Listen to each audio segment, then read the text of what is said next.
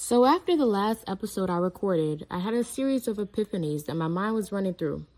It started with the idea that the Bible's actual command is to imitate God. Be like God. That's literally what it says right there in Ephesians. But there's this thing that stopped me.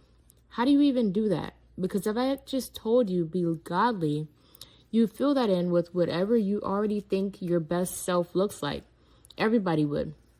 So the very next verse gives the answer. Imitate God by walking in love the way Christ did. Jesus isn't a substitute for imitating God. He's supposed to be the one version of be like God that can't just become you staring at your own reflection. So then I thought about how Jesus ends up being, within this framework, basically the ultimate example of what it means to be oriented outward. Outward meaning the version of you that shows up for someone else's problem before your own, that gives without running the math on what you'll get back because you don't even care, because it's not about what you get back, it's about what you can give. And the opposite of that is inward, what theologians call incurvatus in se, curved in on itself in Latin. The idea is that instead of turning outward in love toward God and other people, the self collapses inward, making itself, its own survival, the center of everything, which, if I'm honest, tracks with what I actually see in myself and the world around me. And that led me to a real question. If left on our own direction, most of us naturally curve inward. So what would the world actually look like if everyone did that, fully, with no other balance to counterweight it? And then the twist that really got to me was, well, what if it went the other way? What if we were all oriented outward like Jesus was, but we didn't have a choice in it? Is that even still goodness at this point? Or is it just mechanism? And so this video was my attempt at getting to the root of both of those. Before I get into either of those, though, I wanted to actually test that claim that Jesus can't just become another reflection of whatever I already wanted to believe. That's a big thing to just assert and move on from. And so it sent me down a real rabbit hole. And I leaned hard on the Bible in what I found, not because it's authority to defer to, but more so because it's one of the oldest sustained records anyone's kept of exactly this conversation. And when people across widely different centuries keep landing on the same observation independently, I think it's worth paying attention to. So it turns out that the risk, be godly, turning into whatever you already wanted it to mean, has a name attached to it. Feuerbach, a 19th century philosopher, argued that's not a fluke. That's basically what religion is. You take your best qualities, blow them up huge, call the result God. Not a being out there, just you projected, which is kind of hard to argue with, honestly. So then the real question becomes whether there's actually anything that could check that. Something you didn't invent yourself, that you're tracing rather than imagining. There's a word for it in one of Peter's letters, Hypogrammon, literally the tracing line a kid follows to learn their letters, not figure out what godly means on your own, an actual pattern already there that you didn't get to make up. Except, and this bugged me for a while, that pattern still comes to us through people, centuries of people writing it down, interpreting it, deciding what it means. So doesn't that just push the projection problem one step back instead of solving it? People have gone looking for the real Jesus before and mostly found themselves, their own values reflected back again. That doesn't kill the idea, it's just not as clean a fix as it first looked. Okay, so that's one thread, sort of resolved, sort of not. Here's the first big question then, the inward one. If that curve, the pull back toward yourself, is just built into people and nothing's checking it, what does it actually look like? Not in theory, but at scale. Has anyone actually shown it instead of just describing it? And it turns out, yeah, there's a whole book built to answer this in the Bible, Judges. It ends twice, which feels deliberate with the same line. There was no king in Israel. Everyone did what was right in their own eyes. I used to read that as a passing complaint. I don't think it is anymore. I think that's the entire argument of the book. And everything before it is just building toward that sentence landing. Because what actually happens in Judges is rough. Tribes turning on each other, a single act of violence near the end, bad enough it triggers a civil war, one that almost wipes out an entire tribe, and then that's it. No king shows up to fix it. Just everyone did what was right in their own eyes, full stop. Is that actually the world though? Right now, today? Not honestly, no. What Judges shows you is what it looks like, completely unchecked. That's a crisis, not a baseline. Most of what I actually see in myself and everyone else is a whole lot messier. Martin Luther has a phrase, simultaneously righteous and sinner, both at once. Not a verdict, a mixture that keeps moving. And that's kind of where we all mostly operate, in the mix of it all.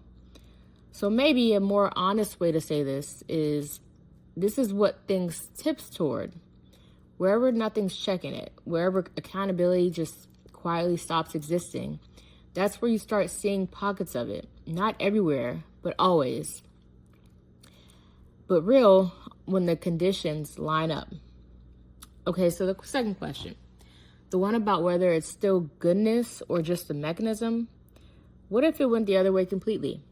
Everyone permanently pushed outward, no alternative, not even once. A lot of people who've actually thought hard about this say no, that's not obviously better.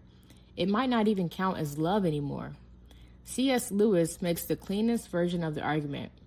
Free will is exactly what makes cruelty possible.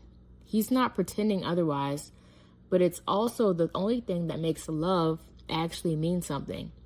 A kindness that literally couldn't have gone any other way is not kindness. If you drop a rock, it falls every single time. Nobody calls that devotion. That's just what gravity does by default. There's no other choice. Or think about a bee. A worker bee dies for the hive without a second of hesitation every single time. Totally self-sacrificing. And nobody calls that love because there's no version of it where it doesn't happen. No alternative on the table means there's nothing actually being given. It's just the mechanism doing what it's built to do. But this is the part that really got me thinking. If this is true, does the alternative have to be risky, actually able to fail? Couldn't an all-powerful being just make people who freely, reliably, always choose good with no risks required? Some philosophers have pushed on exactly this, and nothing about free obviously requires might fail. That's genuinely a problem, not a rhetorical one. If God could have just made everyone freely, reliably good and didn't, that's not something you get to wave off. And then there's Aquinas. His theory, which took me a while to actually sit with, too, because I think he's circling the exact same problem, just from a completely different angle. He says that in the fullest final state, seeing God completely, a person cannot choose wrong anymore.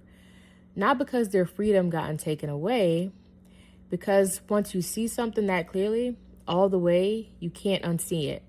Kind of like, you know that feeling when you find out for sure someone lied to you?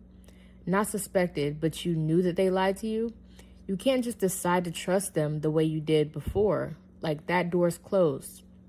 Not because you lost the choice, but because you know something now that you can't unknow. And that's what Aquinas is saying. When you see God completely, you can't go back to not seeing him anymore. You cannot unknow that God knowing. So if Aquinas is right, then having no alternative left at the very end isn't freedom being taken away. That's freedom finally getting where it was going the whole time.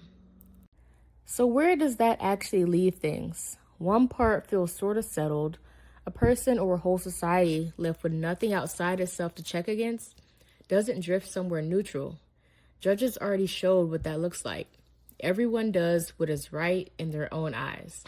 And I think if we look around, if we look at ourselves, we can see situations where we think we're doing something right or someone thinks they're doing something right, and another person's perspective is not what's right. And maybe in God's perspective, it's not what's right. But what's interesting is that whenever something can feel right, but not actually be right. And I think that's maybe a tougher thing to work with in our own minds. But the other part doesn't feel settled at all. A rock falling due to gravity, the worker bee that's always self-sacrificing, that doesn't have a choice. That whole line of thinking says no alternative means no real gift.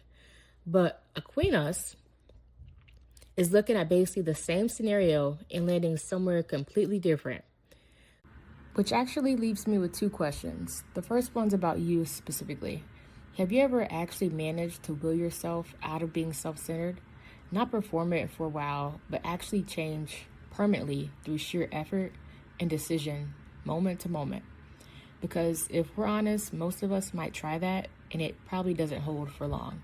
Because something keeps pulling back toward yourself, no matter how hard you decide not to let it. So which is it? Is that something you can actually fix in yourself with enough willpower?